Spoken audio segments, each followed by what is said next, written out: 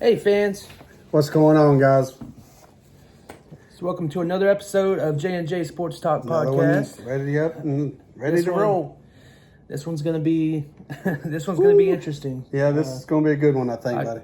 You've got a good topic to talk about. Something that's been hitting the entire ESPN world. Yeah, it's been hitting the nation. I mean, as much as I am a Tennessee fan, this isn't the kind of publicity that Tennessee wants, you know.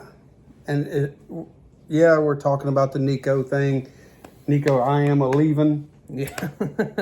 Or I am a loser, depends on who you're talking about. Nico, I know it's not about you, buddy, but it's about the program and it's about the system that we've created. Yeah. But I want to start this off, if you don't mind, with just a letter that Nick Saban wrote. Now, I'm not a Saban fan, you know. I'm not a low tide guy, but I have to say he hit the nail on the head on this one. So stick with me, guys. I'm gonna read this out a little bit. This is from Coach Saban. Says it doesn't matter if you yell "Go Dogs," "War Eagle," "Hook 'em," "Go Irish," or "Roll Tide." Oh gosh, I can't believe those words came out of my mouth. No matter the colors you wear or the stadium you call home, every college fan should be standing with Josh Heupel today. Because this weekend, he didn't just make a coaching decision, he made a stand. A stand for what college football used to be and what it still could be if enough of us care. He stood up for crisp Saturday mornings in Knoxville when you're walking into a tailgate with your kids full of pride, tradition, and orange everywhere you look. He stood up for late Saturday nights under the lights in Neyland when your best friend's beside you watching a game that feels bigger than life. He stood up for the culture this sport has created. One built on loyalty, legacy, and love for something deeper than money. Guys like Peyton Manning didn't wear the power tee for a paycheck. Hendon Hooker didn't stick around for a bidding war. They played for Tennessee and for what it meant. And this isn't a criticism of the player, but of the system that allows and promotes this behavior. You were warned this was coming, that NIL would tilt the balance, that the game we love would start to lose its soul, and here we are, where the highest bidder can win, and jumping ship is just part of the process. But this weekend, Josh Heupel said enough. He drew the line. He chose Tennessee over transaction, culture over contract. So whether you love Tennessee or love to beat them, respect the man who stood up for every fan who's ever poured their heart into the game. Thank you, Coach Heupel, for standing tall, for reminding us why we fell in love with the sport in the first place. Roll Tide, go Vols, go college football, because it used to be about more than just money, faith, family, football. And guys, like I said, I'm not a Nick Saban fan, but that's it. He hit the nail on the head right That's there. it. That's it. And Hendon Hooker, I read a post from him. Shout out to Hendon. Basically said the same thing. You know, Nico is the face of college football right now, but not in a positive way. What's happening because of the transfer portal? Right. And now, I've read a lot online that if Tennessee goes out and picks up another elite quarterback from another program, because now these other players are seeing that there's a $2.4 million contract on the line for a major college football team, an elite college football team in an elite conference, they may want to jump ship and try to come to Tennessee. I hope and pray that Josh Heupel stands by what he says and says it's culture over contract. Yeah. And you know what, guys? Tennessee's going to have a rough year this year because right now our QB1 is a true freshman. We're going to take a hit in some games, but I would rather have the commitment than the win. Yeah. It's, I mean, honestly, it's really about. It should never be about money. In my opinion, in college at all. I think personally, the NIL needs to go. Because those college players, they get taken care of without the NIL. Well, Hendon Hooker, said it's not about what the game can do for you. It's about what you can do for the game. And that's been the theory and the mindset of players throughout history. They gave their all and got nothing back. Right. They played with heart because they actually love the game. Exactly. They love the game. They love the team. They love the fans. They love, it wasn't about, I'm so good that I should get this amount of money, which is going to cost Nico millions of dollars. Yeah. Because, well, let's be honest. If he were to have stayed at Tennessee one more year, he would have probably been a first-round draft pick, making about $30 million. Instead, he jumped ship to try to make $2 million and forfeit the other 28 because he's not going to go into the draft next year and be a first-round pick. No. Not coming into a new team, a new system, trying to learn it, new plays. And see, it's greed because if players can stay with a school and get better with that school progress as a player, then the NFL, is going to look at him and go, you know what? He has progressed excessively better. Let's pay him more. Yep. And Josh Heupel, Coach Heupel, has consistently won games. And he builds the program around the quarterback that he has got at QB1. Now, Tennessee will have to go back and rethink their system. Back to the drawing board. For this season. So we're going to take a hit. But Nico, you were good, but you were just above average at best. I mean, this past season has shown that. The stats proved it. Exactly. I don't. This is the thing. A lot of these athletes is their character is what's making them a terrible athlete. Yeah. Because you may be a good player on the field, but if you have terrible character, yeah, we covered this last week. Yeah. If you're not going to be on the field playing, you're just another slot in the roster. Right. You've got to be available. You can't just say, "Oh, I'm going to play for this team," and then jump ship to another team. But according to the NIL, you can. Right. And exactly. That's not passion. And that's payment. Well, now that's off. A bidding war. Hats off to all those coaches that have said, "Not going to happen here for Nico." Right.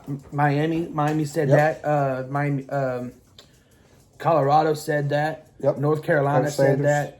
that. Nico's gonna have a hard time finding a school to pick him up because of. Well, he's leaving an elite program as an elite quarterback that from a coach that knows his play, his skill set, and has built the program around him. And he's going to a coach that doesn't know his skill set the team's probably going to be in a worse situation than Tennessee was. He's going to wind up probably making less money. Because, guys, there's quarterbacks that are rated very high in the MVP charts that don't make $4 million in a contract for 3 years. Right. Why would you think on God's green earth that you are better than that? Right. Yeah. You're just not. I mean, the stats show it. The stats show it. You're not that great of a quarterback. Right. And I'm always going to be a football fan, but I think the NIL has destroyed football. Definitely showed their butt in football. It's here, guys. We asked for it, and we're getting it. I do like the 12-team playoff. I do like that. Absolutely. Yes. I think that's awesome, honestly. But the NIL has got to go. Okay. So we want to know what you think about this, because it comes down to sometime we as fans and the ones that fill the stadium is going to have to say enough. Yeah. Your junk ain't welcome here. Yeah. And if we as fans will stand up and say, you know what, I'm not going to a game where you let a quarterback leave a program because he was asking for more money. You gave it to him. And, oh my gosh, we might win a ball game. Now, Tennessee fans are the worst. We're the most critical fan base in college football. Coach Heupel will probably take a hit if we lose 3, 4, 5 games this year. He's going to hear about it from the fan base. Well, as long as y'all beat Florida and Alabama, I think you'll be all right. Well, there's that. But yeah, we excuse me. That's the news of the day. On other news, let's Tennessee didn't do real well this year in baseball. This week in baseball, we had a hard time this week with Ole Miss. Y'all ended up winning yesterday, though. Did we? Yeah, y'all won. I didn't even see the score yet this morning. Yeah, y'all won yesterday.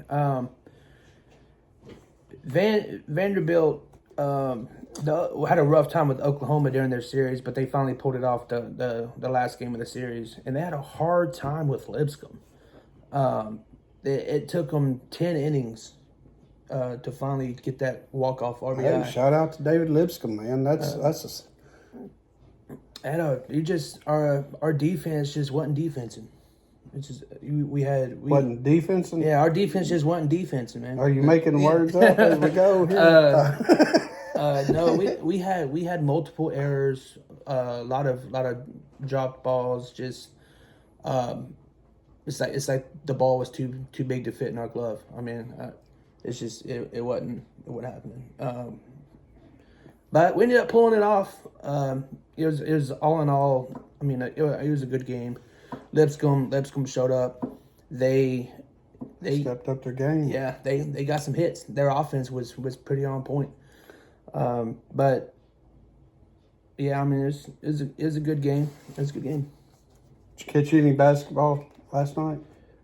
So I did not catch any basketball. Well, I watched the Atlanta game. Man, Orlando, they came out hot.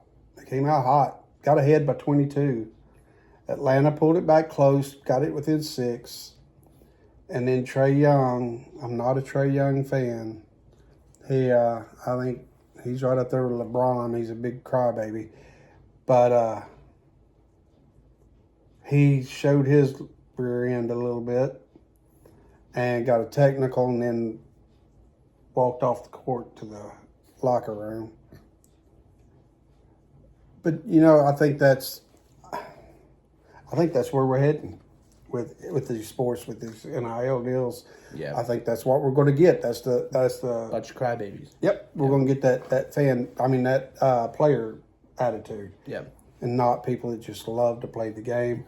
Trae Young, you're an amazing player, man. You're elite. You're up there. You're MVP caliber. You're right up there with Steph Curry. You know, you're up there with LeBron. You know, when someone thinks about Atlanta, they think Trae Young. So there's no room for it. Right. No room for it. You're supposed to be the leader of the team. And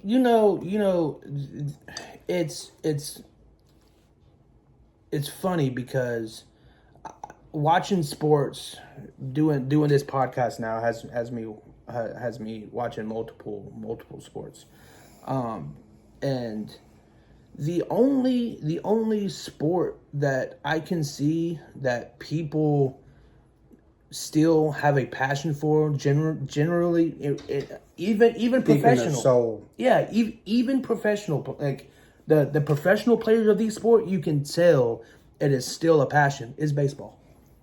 Yeah, I agree. I agree. It's baseball. Now, don't get me wrong. Baseball has this mess too, this drama, but that's it's not as at the forefront, right, like it is. That is the only sport, because football used to be like that. Well, the NFL kind of always been like that, but NFL's always been a business. But college football is getting that way. That didn't used to be that, used to be college. The boosters have always taken care of the players, let me say that. The boosters have always been behind that invisible wall. Yeah. And we'll take care of you, but we're not allowed to take care of you type thing. Right, yeah. But they've always been taken care of. Here's a little bit of scratch under the table. Exactly. Yeah. Hey, we're going to holler at you. Yeah. Funniest thing I saw, I'll have to tell you about it later. But, and then, so Orlando wound up winning last night. Pretty big. But, and then Steph Curry and Golden State won out against Memphis, the Grizzlies. Oh, okay. So, and this is kind of win you're in type deal to the playoffs. So Golden State's in and Orlando's in. Orlando plays Boston on Sunday. Go Celtics. I got Boston going all the way. That's mine. The Bulls play this weekend. They play the Heats. I'm hoping the Bulls beat the Heats, but I don't see that happening. I'm on the fence on that one. The Heats has always been a. I don't know who's going to win that one, the Heat or Chicago. I'm pulling for Chicago. I'm pulling for the Bulls. And the other game on the agenda is Dallas, and who did we say Dallas played? Anyway, Dallas. Sacramento. Sacramento. The Kings. Yep. You're right. So Dallas plays this weekend. I think Dallas will pull that out. Yeah, even Mavericks pull it out. Even without Luka. Yeah. But should be interesting. What about draft? I saw that Shadur Sanders had a private workout with the Giants. That can be good and bad. Yeah. I don't think he'll be a good fit for the Giants. But I don't know. He's had a lot of workouts with other teams. So well, private workouts I think are from my experience have always been about, you didn't show me quite enough. I want to see a little bit more. Yeah. Let's see if you can handle this. Let's see if you can do that. So, either that or it's man, you really showed out. I want to make sure it's real. I think it's kind of like the NFL Combine, but on a more one-on-one level. Yeah, it's a little bit more in detailed. Right. But I'm not even going to hit on Travis Hunter because I just don't know, man. Man, I tell you what. So, speaking of Travis Hunter said that if he can't play wide receiver and cornerback, he's done with football. But see now, okay, wait a minute. Now you're going to say that. That's another one of those Nico things. It's coming up. See, that's what we're talking about. Wow. You're saying you're so good, that so elite, that either you're going to get your way or you're going to walk. Yeah. And you know what? In a NFL, a lot of the NFL teams is not seeing any issue in that. Well, I mean, that's because that's what the product of what we got. I mean, right. But here's my thing. I think Travis Hunter has the talent to be able to do it. And I think he could be a Hall of Fame receiver or a Hall of Fame cornerback. Right. But I don't think he's going to be but average at both. Because so if you look at it from a medical standpoint, okay, if you're on the field constantly playing both sides of the ball with positions like wide receiver and cornerback, which is a run heavy position on both sides of the ball, it's how is your body? How long are you going to be able to be in that pro level? Doing that. Doing both of those positions. Because your body is not going to be able to handle. Your body's going to break down. These aren't your... You may have a good player on the other side of the line. In the NFL, you got nothing but good players on the other side of the line. Right. And they're going to hit you like good players hit you. Right. Travis Hunter, you're a great player, and I admire you. I mean, you're shout out, definitely. Yeah, you're awesome. You're a good person. I follow you on TikTok, but anyway, I don't think the human body at that level can sustain it. Yeah, at all. I agree, 100%. So, what else we got on the thing today? So. I've got it, man. So, the Cubs, my wife's favorite team, gave the Dodgers their worst ever home shutout loss last Saturday in franchise history. 16-0. Boom. I was like, oh my gosh. And that's one of those games you just kind of shake your head at and go, wow. Let's play the next one. Yeah. and you know, I said it from the beginning, the Cubs are going to be the sleeper. And they're the best in the NL right now, National League. So, you know who my sleeper team is? The Padres. And I tell you what, so the Cubs have been playing the Padres, and the Padres have been keeping up. I'm telling you, no one's talking about them, and they're just quietly getting the wins. Yeah. It's crazy because Kyle Tucker, he's already beaten. He's in the lead with Ohtani right now. He's beating Ohtani right now in stats. He has 18 RBIs, 5 home runs. He's a .307 batting average already this season. But what position does he play? I don't remember what position he plays. I can guarantee you, I promise you, it's not pitcher. No, it's not a pitcher. No. For Ohtani to have the kind of stats that he has as a pitcher, we hadn't seen that since days of old. You know, back when we're talking Babe Ruth and Lou Gehrig and Shoeless Joe Jackson. You know, those guys. Pitchers played ball then. Yeah. Now pitchers are pitchers, and their asset is their arm. Right. And they're kind of, I don't want to say protected over that, But that's the only expectation, is for them to go out, pitch ball games, win ball games. Right. Well, I mean, that's why baseball teams has so many pitchers. Right. You know, because that is their asset, is their arm. Right. And in Major League Baseball, as a starting pitcher, if you can't pitch 7 innings and be good for 7 innings, you probably aren't going to last very long. Now in college, you know, I watch them change out their pitchers every 2-3 innings. Same thing with minor league and in the MILB and stuff like that. But once you hit the big time, the show, whatever you want to call it, you better be able to have some longevity in you. Yeah.